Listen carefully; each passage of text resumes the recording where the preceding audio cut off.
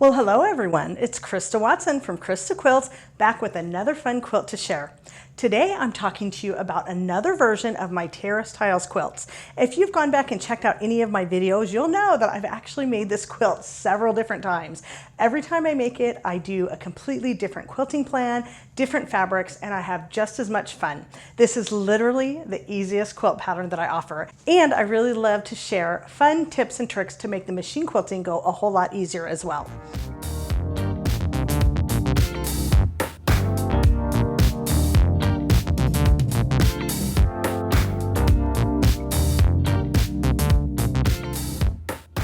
So for this jewel colored version of Terrace Tiles, I have used 11 fat quarters from my Dazzle Dots fabric collection from Benartech. But you know what? This looks fabulous no matter what fabrics you choose. I should know because I've made it quite a few times. The pattern comes in multiple different sizes, and it's just making more or fewer blocks depending on how big or small you want your quilt to be.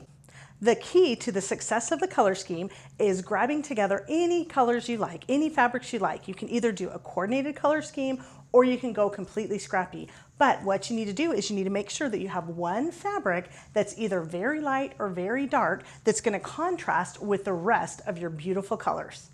Now for this version of Terrace Tiles, I have done a very simple edge-to-edge free motion design. That's my first tip I'm going to share with you. When you're practicing your free motion skills, pick one design, stitch it from edge to edge across your quilt, and by the time you're done stitching, you'll be an expert at that design. And you know what? If you decide that that's not for you, give the quilt away. The recipient will love it and they'll think it's the most amazing thing ever. So for this particular quilt, I will go more in depth with the actual machine quilting so you can see how I did it on my machine. But basically, I stitched from one way all the way across the other way to completely fill in the design, filling in the same meandering design in every single block. It's called a Jagged Stipple, and it's one of my go-to designs when I'm really in a hurry and I want to get something done, but I still want to add a lot of texture. You can find this design along with many others in my book, 99 Machine Quilting Designs. So grab your beautiful fabrics and let's start cutting. To make cutting efficient, I like to stack up 4 layers of fat quarters and then cut them on a nice big mat with a long ruler. Those 6 by 24 inch rulers can completely cover an entire fat quarter. Now, if you have another cutting system, such as a die cutting machine, that absolutely works as well. Just follow the specific instructions in the pattern for how many specific pieces you need to cut and how big you need to make those pieces. You know what? It sure would be fun if I could actually cut this fast in real life. I'm using my Christa Quilts rotary cutter that's very ergonomic and comfortable, and I'm using my gloves. I actually use these for machine quilting, but I like to wear them when I'm rotary cutting because they give me a little bit extra grip and a little extra protection to my fingers. I actually sewed this entire quilt top while I was on vacation, so if you don't have a design wall and you have to use a floor or a bed, lay out your blocks in a pleasing arrangement. I like to press all of my seams open and stack up my blocks right next to the sewing machine so they're ready to sew. Here are 2 different versions of Terrace Tiles that I completed while we were on vacation at the beach. Check out my other video where I showed how to make the citrus version of this quilt with a completely different quilting plan. Once I got home from vacation, it was time to baste my quilt. So the way I baste my quilts is I spray baste them using a can of 505 basting spray. The first thing I'm going to do is lay out the quilt top wrong side up. I'm going to spray the can and just give it a little squirt to make sure that it's coming out of the nozzle without any issues. Then I'm going to just gently put a nice coating of spray across the entire quilt top. And I'm just using a small amount of spray. A little bit goes a long way here. Then I'm going to set aside the quilt top, and now I'm going to do the same thing on the quilt backing. I'm going to lay it all out wrong side up, and then I'm just going to give a nice gentle bit of spray around the entire quilt. It's not a ton of spray. It's maybe about the same amount you'd use when you're starching. You don't want it to be super thick. And here's a quick answer. I get this question all the time. After you spray the quilt and set it aside, you don't have to quilt it immediately. It will still stick together. Once I'm done spraying the quilt backing, I'm going to bring both layers inside to assemble. The first thing I'm going to do is I'm going to take the quilt backing, and I've got a couple little push pins that push right into my design wall. I'm going to lay it all out get it hung up, and then gravity is going to pull down the weight of the quilt backing to get it to kind of hang straight. The other thing I will do with each layer is I'm going to grab a long acrylic ruler to smooth it all out. If you can get all 3 layers of your quilt sandwich nice and smooth, that makes a big difference. Don't worry if there's a tiny little wrinkles or bumps, you can iron that out later, but smoothing it out as much as possible really helps. Once the backing is smooth, I'm going to repeat the process with the quilt batting. Now you can use any batting that you like, but my particular favorite is Hobbs Tuscany Cotton and Wool Blend. It gives softness and drape, and it really shows good stitch definition. So what I'm doing is I'm just taking a few minutes to roughly get the batting into place, and then I'm going to spend time smoothing it all out. If I need to lift up a corner and reposition it, that's completely fine. I'm going to take my long acrylic ruler, and again, I'm going to smooth out the entire batting so that it sticks together and is mostly wrinkle-free. If every single layer is nice and flat, that makes the whole process go a lot easier. The next step I'm going to do is I'm going to take the quilt top.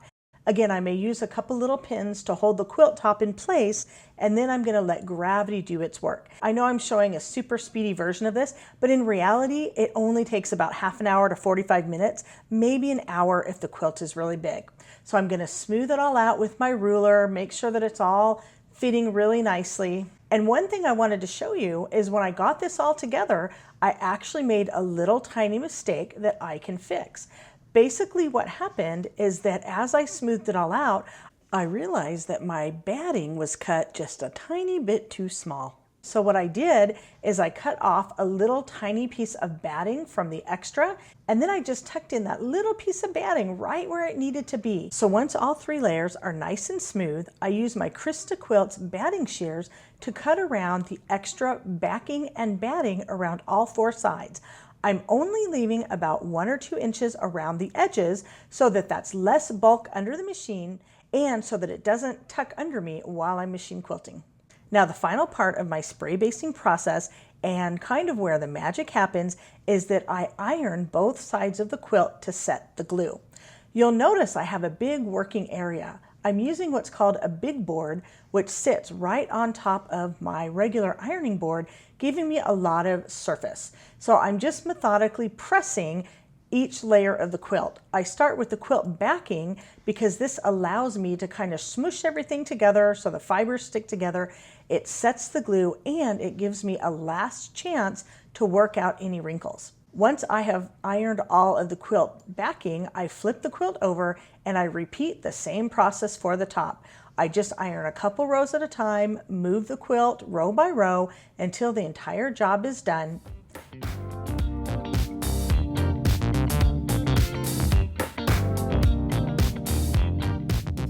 And now I'm ready to machine quilt. So now I'll tell you a little bit more about what I'm doing to free motion quilt this Jagged stipple design. So first of all, you'll notice that I have a specialty foot on my machine. This is called a Bernina stitch regulator. Now you might see in other videos I don't always use it. I actually learned to quilt with a regular free motion foot, so sometimes I'll just try either one.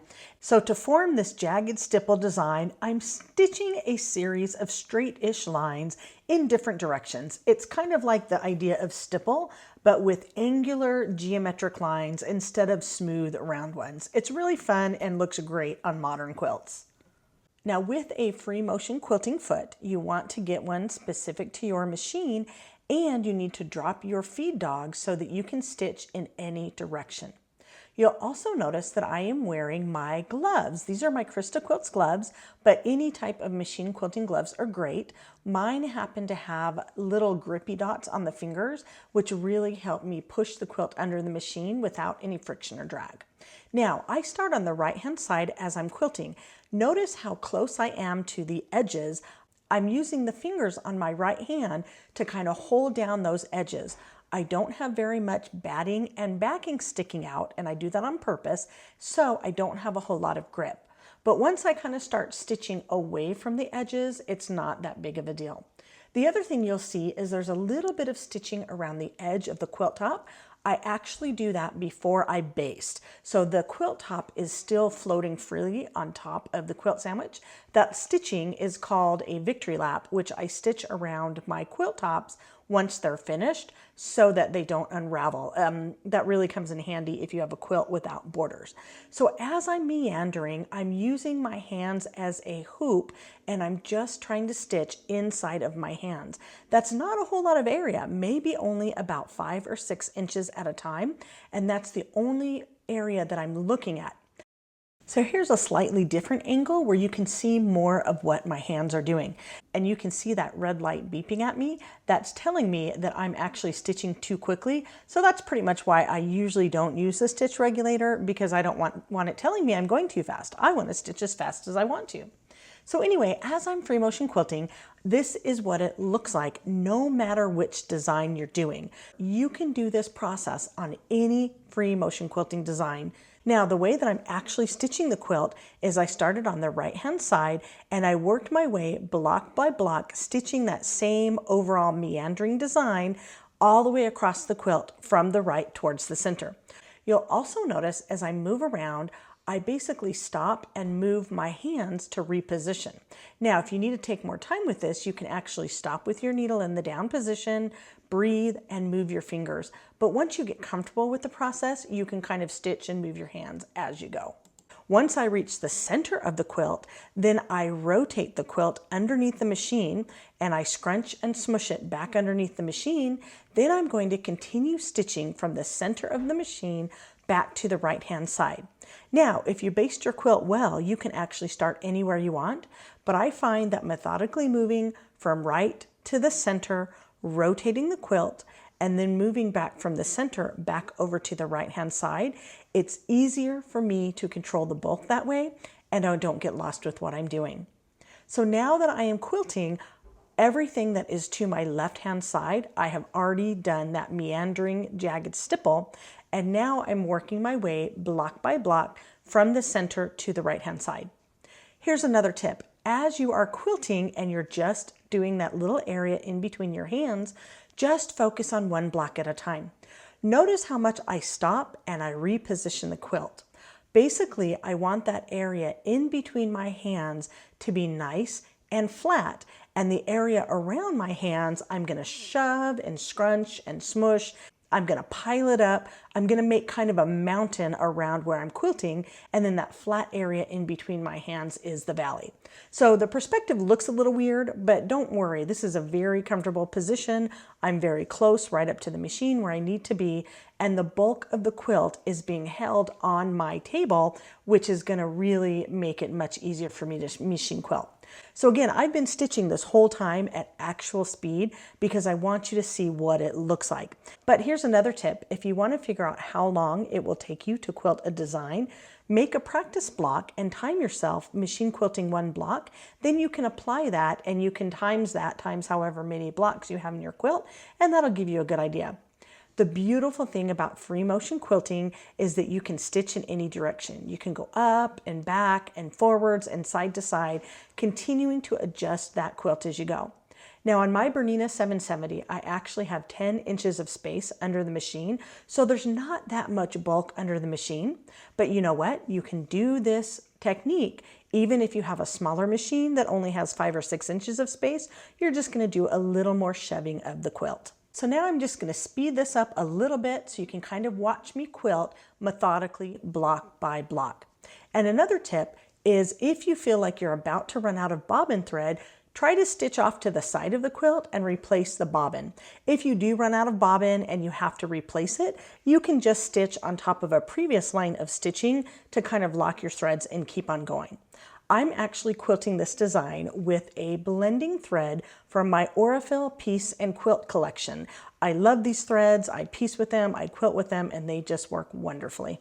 So one of the other features that I really love about this particular machine is that I have the ability to stop with the needle in the down position. So my needle stays in my fabric while I'm rotating. That makes for a better stitch and sharper points. I also have the hover feature set on, which is a newer feature that allows the foot to slightly pop up when I stop stitching, so I never have to use my hands to raise the presser foot. It's amazing. So now here's what it looks like when I'm actually quilting at the machine. So I've got my Christa cabinet, which is a table I designed with arrow, and there's these little bumpers that I put around the edges. Those are called Christa's quilt catchers. And the nice thing about them is that they're going to keep the quilt from falling off the end and sides of the table. So what I've shown you so far is that I started on the right-hand side, worked my way over to the center, rotated the quilt, and now I'm working on that last little bit from the center back over to the right-hand side. So you can see that the bulk of most of the quilt is off to my left-hand side, and I'm basically finishing up the last couple of rows. Doing this step-by-step methodical process is a really easy way to get the job done, and I love to choose designs that are carefree and fun. One of the reasons that I really like to stitch an edge-to-edge design is because it can really kind of make up for any imperfections in your quilt. If your seams aren't perfect, if things aren't lining up, you just do this layer of texture on top of it and it ends up looking really great and it obscures a lot of those imperfections. And now I'm back to the close-up again. You can see that I'm just about done quilting the quilt. So it really is the same technique over and over and over again. Now, just a couple other things I'll tell you when I'm free motion quilting. I mentioned earlier that I have dropped my feed dogs and so I can stitch in any direction. Now, usually if you're using a regular free motion foot, you can't really set the stitch length. The stitch length is determined by how fast or slow you push the quilt under the machine and how fast your machine is moving. Now on the Bernina stitch regulator, you can set the stitch length and the stitch regulator is going to speed up or slow down to try to accommodate you. Again, that's why it's beeping at me because it's saying, hey, you're going too fast. We can't keep up with your stitches. So on my machine, I could actually turn the speed of my machine down, but I kind of tend to quilt very quickly. That's just what I'm comfortable with. And just remember, the best way to hide imperfect stitches is to surround them with more imperfect stitches. Because my quilt is bright and colorful and I'm using a blending thread, all you see is that yummy texture rather than the individual stitches. Now it's time to trim up the quilt and add the binding. So I'm using a large square ruler and it can help me line up the blocks so I get a nice 90-degree cut. I'm using my Christa Quilts rotary cutter that's ergonomic and comfortable. And what I'm doing is with this large square acrylic ruler, I'm getting that nice 90-degree cut and I'm trimming up all four corners first. This makes it much easier for me to trim up the rest of the quilt, and as I go I can use my rulers to kind of make sure that the blocks are staying nice and square. So once I've trimmed all four corners, I'm taking my long acrylic ruler and I can go from cut point to cut point all the way along the edge to make it nice and straight. I'm going to continue doing this for all four sides of the quilt. I cut my binding strips very narrow at 2 inches, and so being able to trim off all of the batting and backing allows me to sew the binding on very tightly, wrap it around, and I don't have to have any extra batting peeking out. In many of my designs, I will actually use leftovers to make a really fun scrappy binding. When I join a scrappy binding together, I usually use straight seams instead of mitered ones so that I don't get any shadowing, which can be a problem. So I'm leaving about an 8 to 10 inch tail of unsewn binding and I'm applying the binding with a 1/4 inch seam. I'm going to fold up the binding and create a crease right where it meets the edge of the quilt, and I'm going to stop stitching a 1/4 inch away from that point, then sew off the corner. I want to make sure that I've stopped sewing exactly a 1/4 inch away so that that will help me make a perfect miter. Then I'm going to lift the binding up and back down on itself so that the fold meets up with the edge of the quilt. Then I'm going to continue stitching that 1/4 inch seam all the way around, and I'm going to repeat this process 4 times. Now I love using the dual feed and the 1/4 inch foot on my Bernina so that I get a perfect 1/4 inch seam on the front and the back of my quilt. I'm going to continue sewing my binding, keeping it nice and flat as I go, and I'm wearing my machine quilting glove so that gives me a little bit of extra grip on the quilt. I'll show you that corner again. I'm going to crease it so I know where to stop, and I'm going to stop stitching a 1/4 inch in front of that crease, stitch off the corner, lift it up, cut the thread, and do the funky fold. Lift the binding up, fold it and back down on itself, and that fold should be nice and flush with the edge. Then I have to hold on to my threads, give it a little yank to keep going through all that thickness, and I'm going to continue all the way around. I will repeat this for all 4 corners of the quilt. So I want to join the 2 ends of my binding so that when it's all sewn together, you can't tell where it starts or stops. This is called a hidden seam. So here's how I do that. I continue stitching all the way around the quilt, and I leave about 8 to 10 inches of extra fabric sticking out at the end. This will give me enough room to join the ends together. So I don't have a lot of room under the machine. I try to get the quilt nice and flat, and basically I'm going to trim off a little bit of that extra binding, but make sure there's enough so that they can overlap. Then I'm going to take the beginning part of the binding and I'm going to lay the ending part of the binding right on top of it, and I want it to be nice and flat so I don't ease in any fullness. Right where the ending tail meets up with the starting part of the binding, I am going to mark a temporary line. Now I need to add seam allowances for both ends of the binding, so I'm going to take that line and I'm going to measure a 1/2 inch away from the line, and I'm going to trim it off. This is where my mini mat and ruler set comes in handy so that I can do this detailed work right there at the sewing machine without having to get up. Then I'm going to match up those ends with a few pins, and I need to make sure that I haven't twisted my binding or else it's not going to line up. So I'm going to grab a couple pins and pin the edges. Then I can take it back to the sewing machine and sew with a 1/4 inch seam. I always hold on to my thread tails so that they don't get caught under the machine. Then I'm going to finger press that seam open and fold the binding back wrong sides together. Then I'm going to make sure it lines up nicely along the edge, nice and flat with no fullness. Add a few pins, and then I'm going to start stitching from before where I ended and stitch all the way across that 1/4 inch seam to close up the gap. At the end, I'm going to stitch on top of my previous stitching so that it stays nice and tight. You can quickly fold over the binding to make sure that it's going to cover the edges, and you can fold over those corners to check and see that you have those beautiful miters. So I'm going to be stitching a decorative zigzag on my sewing machine. You can pick something similar, and I'm going to play around with the length and width until I find something I like. Now I'd like to see what this looks like before I actually stitch it out on my quilt. So I'm just grabbing a little practice piece and I'm stitching it around just a little bit using the same thread color that I'm going to use for the binding to see if I like it. Now I'm using the dual feed and the 20D foot. This is the same combination that I use for anything that calls for walking foot quilting. The dual feed system works just as well. So my glove is helping me push the quilt through the machine. When I folded over the binding, I kept it in place with those lovely Wonder clips, and I'm just going nice and slow and methodically.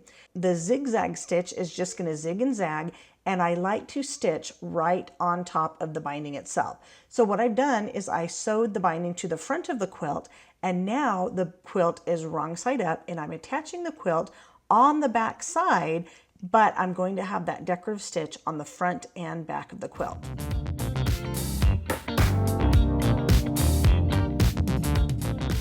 Now the corners can be a little tricky, so when I get to the corner, I have to go very slowly. Sometimes I will use a stiletto to help me keep those corners down, and I don't worry if they don't line up perfectly exact. It's mostly going to get covered with stitching. So I'm just kind of tucking it under there, holding it down, and I'm going to go very slowly, paying attention to if I'm zigging or zagging, because I want to catch all of the binding with thread. Then I'm going to rotate, and I'm going to continue with that zigzag pattern, probably stitching on top a little bit at the corner, and it's very thick, so I have to use that stiletto to kind of push it through the machine a little bit just to get around that corner. However, once I'm around the corner, it's a very nice methodical process of continuing to stitch that zigzag stitch. You can try different decorative stitches and see what kind of effects you're going to get.